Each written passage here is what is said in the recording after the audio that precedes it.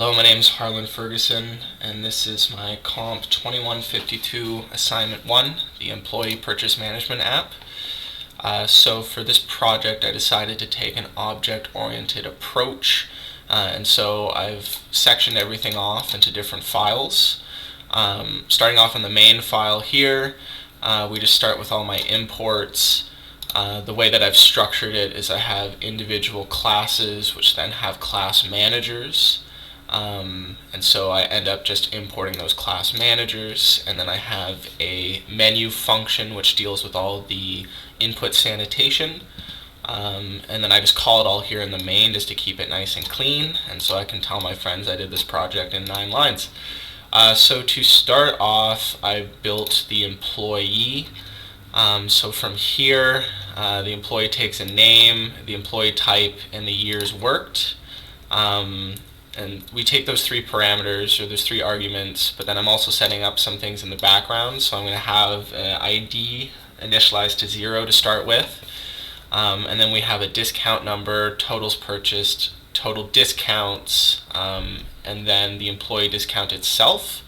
What I've done with the employee discount is I have a built-in function that I call right here. So once you initialize, the discount gets automatically set.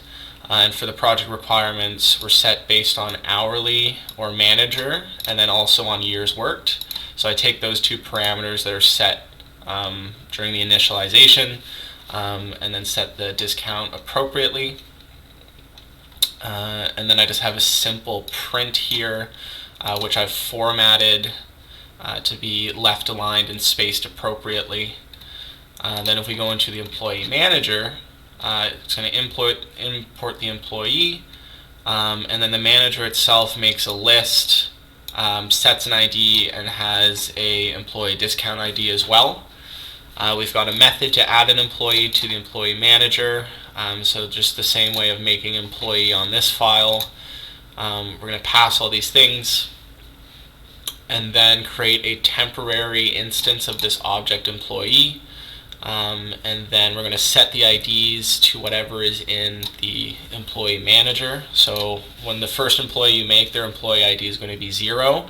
After we set that to the temp.id, then the self employee ID will then go up to 1. So the ID is unique for every single person, following the project requirements. And then same goes for the employee discount number. I just set that at 1,000 just to make it a little bit different, but that will also just increment by 1 and be different each time for each employee. And then once I've set all those things, I then just append the temp object to the employee list, so now that it's properly stored there. I also have 2 other functions here. We've got, let's get rid of that, don't need that anymore. So we've got the check exists, so I just check a given ID if it exists in the list.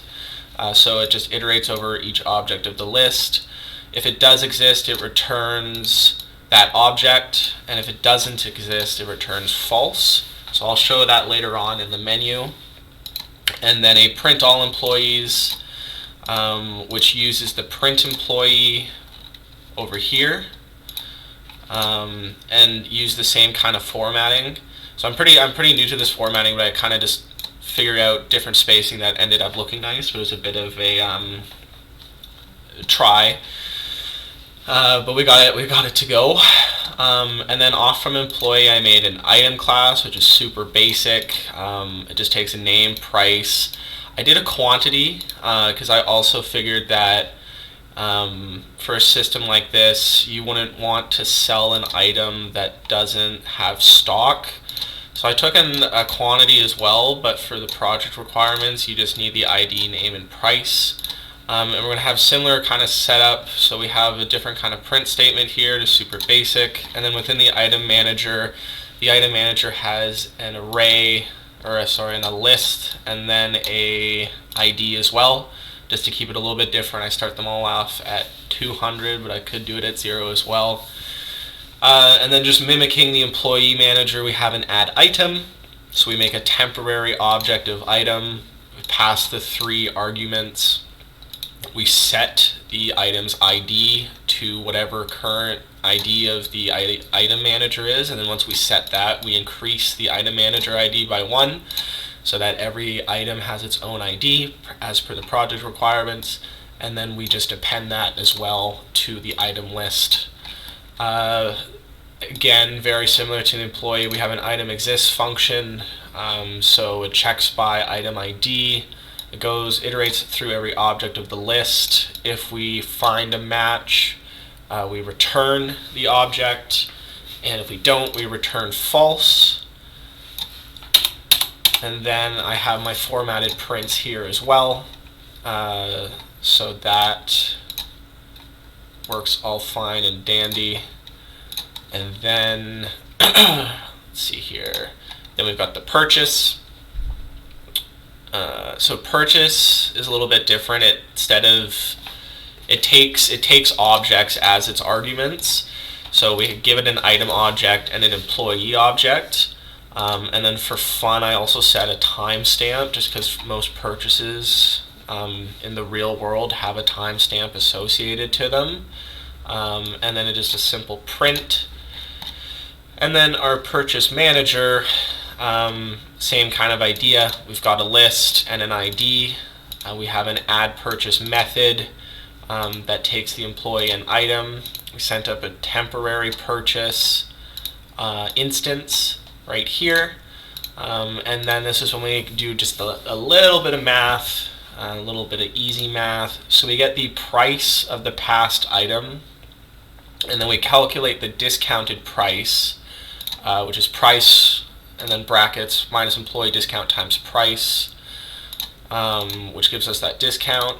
And then part of the project requirements is you're not allowed to discount once they've received over $200. So if our discounted price is over $200, then we just set it accordingly, and then add it.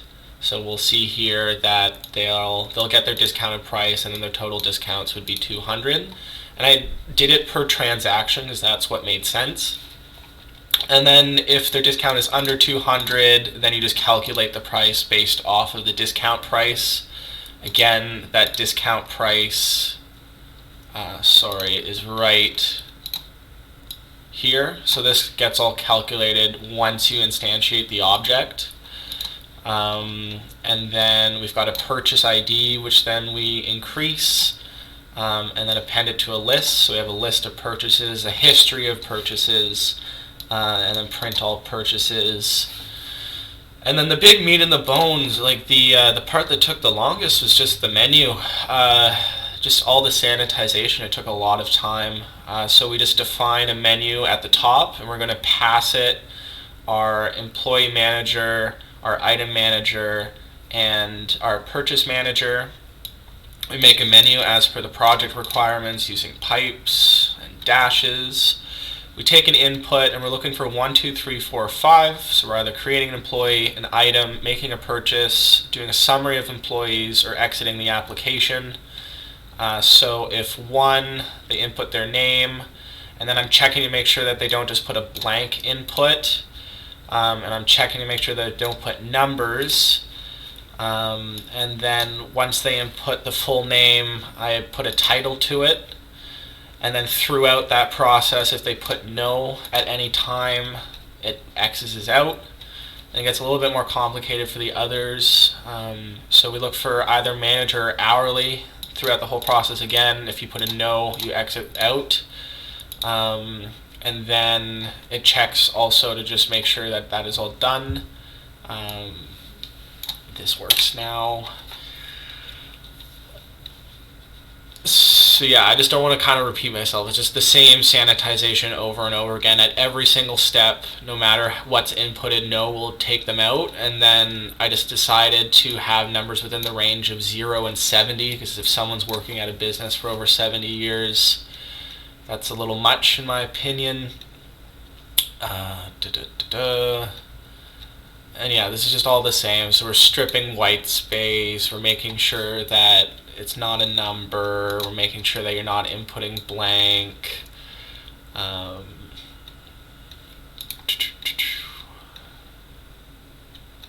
And then once we get all of that, so if this is for employee, once we get all those three inputs, I call this, so it calls the employee manager, which we'll make an object of in the main.